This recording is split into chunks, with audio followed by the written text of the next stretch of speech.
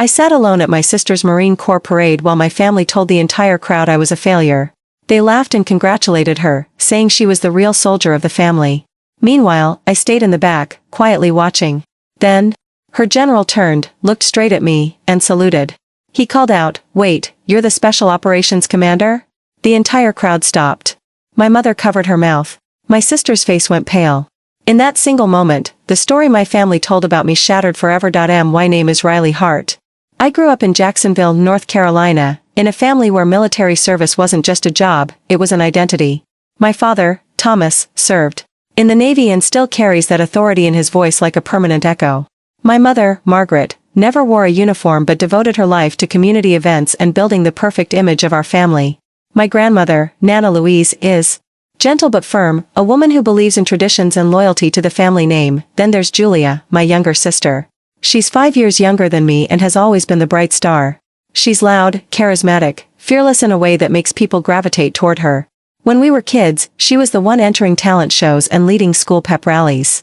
I was the quiet one, always reading or training alone. When Julia decided to join the Marines, my parents treated it like she had won a national championship. They threw her a huge send-off party with banners, speeches, and neighborhood guests. I was the one taking photos, making sure her uniform looked perfect. When I left for my own training, there were no banners. No guests. No speeches. Just a quiet dinner where my father barely looked at me and my mother asked if I was sure I could handle it. I chose special operations because I didn't want the spotlight. I wanted to serve in a way that felt real to me, without the noise or the shallow praise. My work was dangerous, classified, and often meant I disappeared for months without a single call home.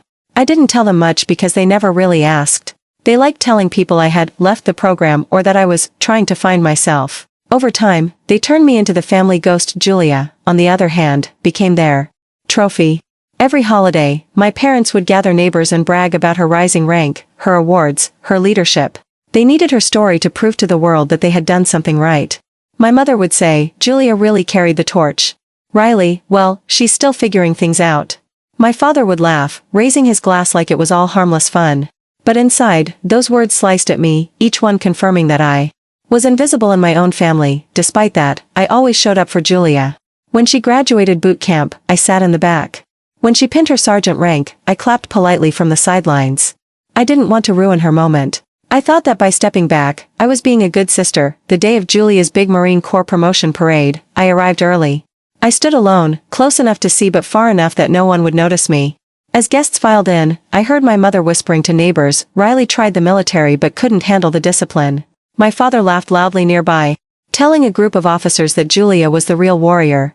My grandmother sat quietly, wringing her hands in her lap, glancing at me from time to time but never saying a word. I felt the familiar sting in my chest, that sharp reminder that I didn't belong in their story. I had trained harder, risked more, and carried heavier burdens than they would ever know. But to them, I was the failure they told stories about to make Julia look even brighter. I looked at Julia on the parade ground, standing tall in her uniform, saluting, receiving cheers from the crowd. I loved her, but I also saw how easily she let the lies slide. She didn't correct them. She didn't defend me. Maybe she didn't know the whole truth, or maybe she didn't want to. As I stood there, my heart pounding and my hands clenched. I had no idea that the entire narrative my family built for years was about to be torn apart in front of everyone they had tried so hard to impress. The morning of Julia's promotion parade was bright and humid, the kind of Carolina heat that sticks to your skin like a second layer. Families gathered early, waving small flags and buzzing with excitement. As I walked across the lot, I could already hear my father's booming voice before I even saw him. He stood near the front, surrounded by neighbors and old Navy buddies, laughing loudly and slapping shoulders. Margaret hovered nearby, greeting people with her perfected, polite smile, the one she practiced in the mirror before every social event. She fussed over Julia's uniform, smoothing down her sleeves and checking every pin twice. Julia stood proudly, soaking it all in, her face lit up by the attention and admiration. I took my place in the back row. I chose a spot near the far edge where I could see but stay mostly hidden. As guests filtered in, I heard pieces of conversation drift through the air like small cuts. "Is that Riley? I thought she didn't finish training. Oh, she came back home for a bit, right? Couldn't handle it." Margaret's voice carried over the noise. "She tried, bless her heart. Some people just aren't built for the real thing." She laughed lightly, as if I were an amusing footnote in a larger, more important story. My father added to the performance. "We always knew Julia had the spirit. She was born to lead. Riley, well, she always liked reading and drawing. Nothing wrong with that, I suppose, but she didn't have the fight in her. The words hit like rocks against my ribs. I stood there, each comment landing heavier than the last, feeling the sharp edge of betrayal from the people who were supposed to know me best. They didn't just misunderstand me. They had rewritten me completely, turned me into a fragile shadow. They could dismiss to make Julia shine brighter. Julia heard them too. I saw her glance back at me for a second, her eyes flickering with something that looked almost like guilt before she turned away quickly to hug another guest. It wasn't the first time she'd let it slide. She had always loved the narrative, where she was the hero and I was the sister who couldn't cut it. A young girl, maybe 12 or 13, stood near me with her parents. She wore a small Marine Corps cap and looked up at me shyly. "Are you a Marine too?" she asked, her voice soft and full of hope. Before I could answer, her mother quickly pulled her back. "No, sweetie, that's Julia's sister. She didn't make it through training. Let's go up front and see the real Marines." I felt my stomach drop. The little girl looked back at me with confusion before being tugged away. I clenched my jaw so hard I thought my teeth might crack that I turned my eyes to Julia again. She looked radiant in her dress blues, chatting with a group of officers who clearly adored her. My father kept introducing her as the pride of the heart. Family, repeating it like a badge he wore on his own chest. Then came the speeches. The base commander stepped up to the microphone, welcoming families and praising Julia's achievements. Margaret stood next to Julia, beaming, holding her phone up to record every word. Thomas stood on the other side, nodding proudly, his arm around Julia's shoulder. When Julia took the mic, she started by thanking her commanding officers and mentors. Then she turned to the crowd, her voice steady and confident. "I want to thank my family," she said. "My parents, for showing me what service and discipline look like. And my sister, Riley, for teaching me to dream big, even if she couldn't find her own path in the military." A low ripple moved through the audience. Some people nodded in agreement, others exchanged curious looks. I felt my face flush with heat. My lungs tightened, every breath scraping against the walls of my chest. I wanted to walk away right then, disappear before they could take any more pieces of me. But my feet stayed rooted to the ground. Something deeper than anger held me there. A quiet, sharp resolve building in the space where my hurt used to live. My eyes found my grandmother sitting in the front row. Her hands twisted in her lap, her shoulders tense. She looked back at me with sad, searching eyes, like she finally understood the cost of their lies but didn't know how to stop it. That moment, I realized I had spent years protecting them from the truth, shielding them from discomfort, hiding my real story so they wouldn't have to face their own smallness. But now, watching Julia bask in applause built on my silence, I knew I couldn't keep hiding. The tension wasn't just in my family anymore. It had spread to the entire crowd, an invisible crack running through their applause, waiting for something to break it wide open. As I stood there, fists clenched, I felt my heartbeat shift from pain to power. I knew the moment was coming, and when it did, I wouldn't run. The crowd began to settle after Julia's speech, but I could feel the tension still hanging in the air, thick and electric. Julia stepped off the stage, smiling and shaking hands with guests, soaking up every congratulatory hug and praise. My father walked alongside her proudly, puffing out his chest as if her accomplishments were his own. Margaret dabbed at her eyes dramatically, turning to neighbors and whispering, "She's always been our warrior. We always knew she would make it." I watched from the edge of the grass, still gripping the program they had handed out at the entrance. My nails dug into the paper, leaving small half-moon imprints. My breath felt tight in my chest, like I was bracing for an impact I couldn't avoid. Then I noticed a sudden shift in the atmosphere. Guests began murmuring and turning their heads toward the main aisle. At first, I thought maybe another speaker had arrived or a late family member was coming in. But then I saw him, General Monroe. The base commanding general, walked down the path with 2 aides trailing behind him. He was a towering figure, medals gleaming on his uniform, his steps calm and deliberate. As he moved, conversations dropped away one by one, creating a ripple of silence that spread across the field. My mother noticed him first. She quickly straightened her blouse and smoothed her hair, elbowing my father to pay attention.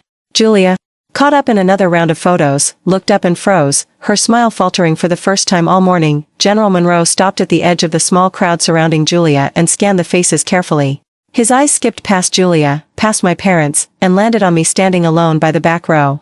His face lit up with a mix of surprise and recognition. "Excuse me," he said, his voice firm but carrying a warmth that turned every head instantly.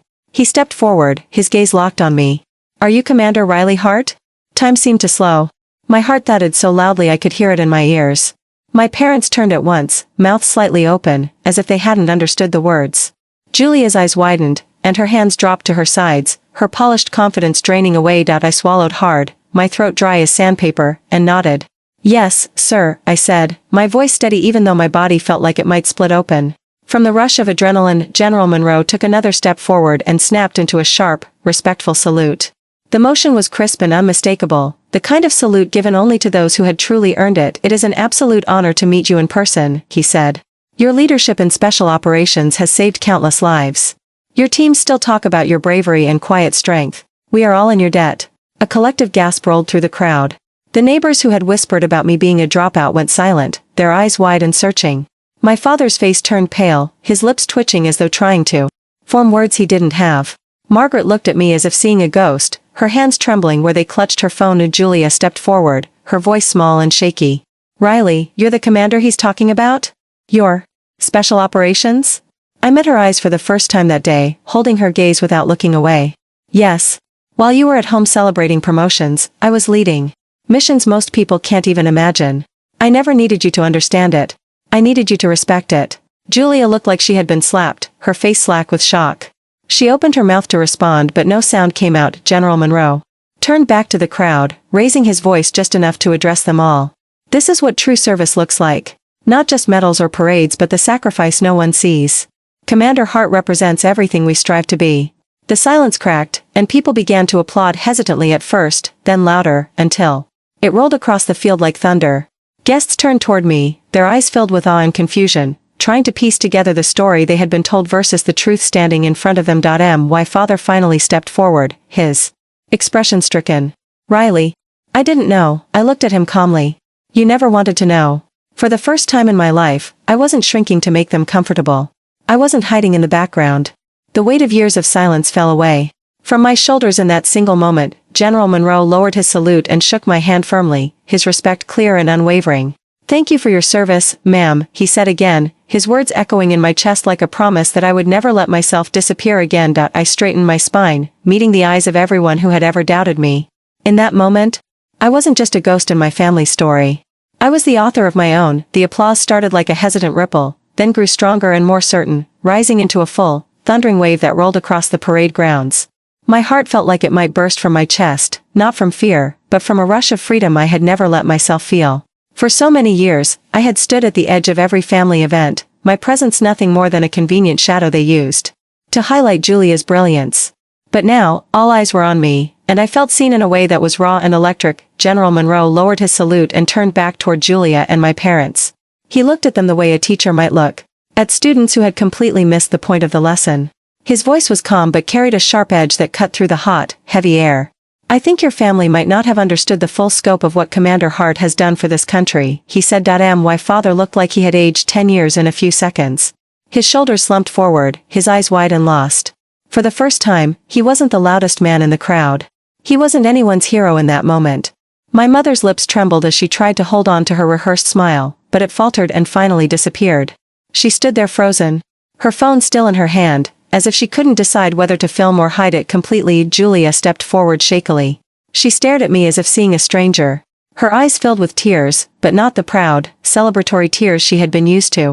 They were tears of realization, of guilt, and of a sudden understanding that the narrative she had been part of wasn't just flawed, it was alive. "Riley," she said, her voice cracking, "why didn't you ever tell me? Why did you let me say those things about you?" I didn't know. I took a step forward, close enough that she had to look up at me. I kept my voice low and steady. "I didn't tell you because I didn't need your approval. You never asked. You were too busy playing the hero in front of them to notice the truth right beside you." Her mouth fell open, but no words came out. She looked down, her shoulders shaking as the weight of every careless word she had thrown at me finally crashed down on her. The guests began to murmur, small groups exchanging shocked glances. Some of my father's old Navy friends stood with their arms crossed, expressions hard to read. Neighbors who had believed my mother's gossip now looked at me with wide-eyed respect, as though they were only now realizing they had misjudged everything. General Monroe stepped forward again, addressing the crowd directly. "I have seen leaders from all corners of this country, but what Commander Hart represents is the rarest kind of strength, quiet service, invisible sacrifice. The kind of leadership that doesn't need applause to be real." Asterisk at those words, the applause surged. Again.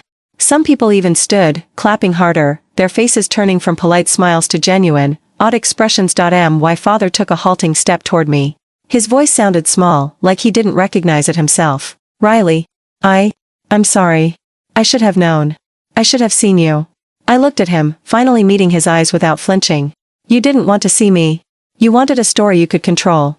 But I don't belong to your story anymore. He lowered his head, and in that small, trembling motion, I saw the first real crack in the fortress he had built around his pride.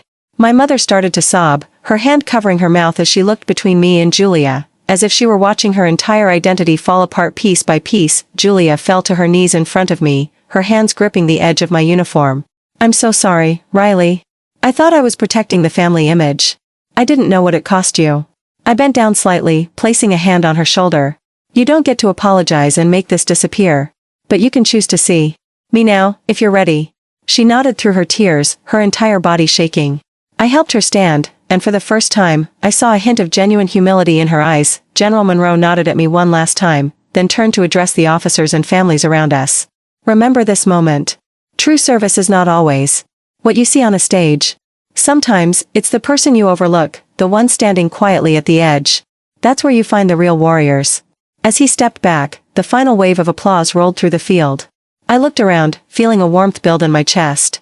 The story they had forced on me for years had finally crumbled, and in its place stood my truth, shining and unmovable. For the first time, I stood in the center, not because I needed their approval, but because I had earned every single piece of respect now laid before me.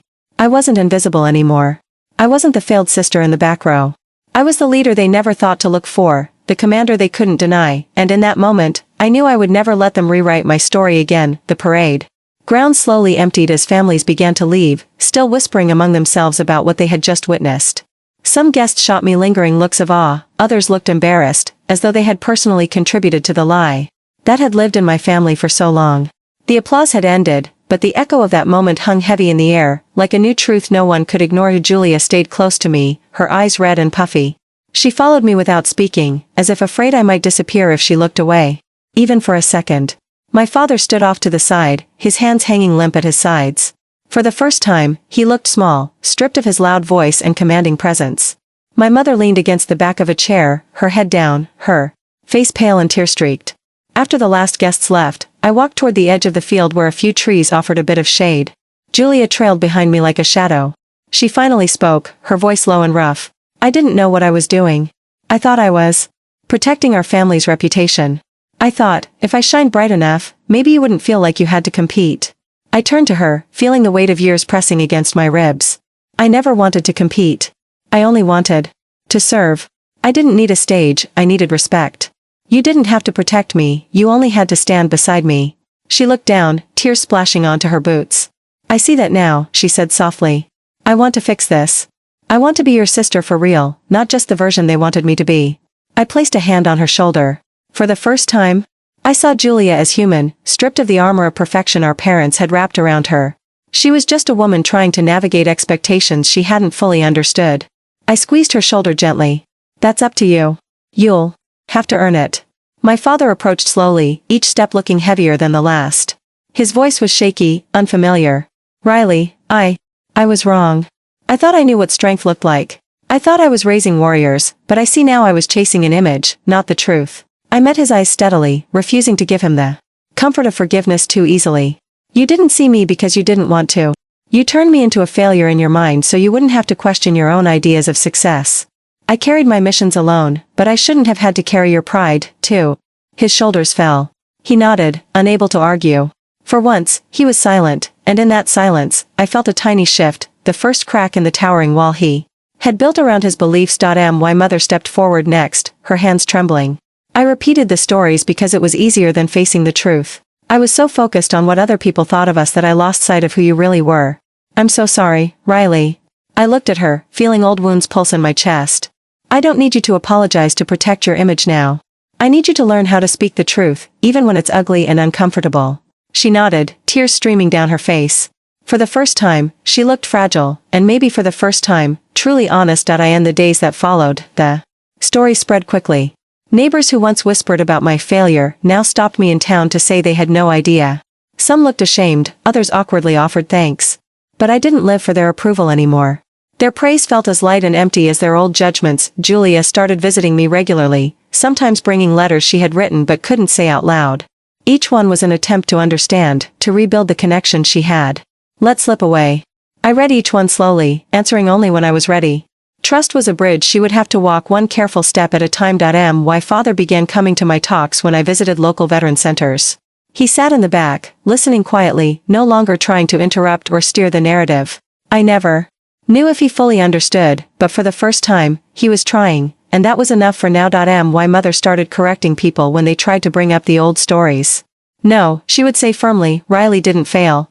She chose a harder path. And she led in ways none of us will ever fully understand. Hearing that made me feel like, maybe, she was starting to understand the cost of her silence. Standing in my truth taught me that strength isn't about medals or parades. It's about the quiet conviction to keep going when no one is cheering, about leading when no one sees. People will try to write your story for you, to fit their comfort zones and their small definitions of success. But the moment you stand up, claim your voice, and refuse to shrink, you take back the pen. You become the author of your own life. In that moment on the parade field, I didn't just reclaim my story. I showed them, and myself, that I was never the failure they imagined. I was the quiet storm they never saw coming. And from that day forward, I knew I would never fade into the background again.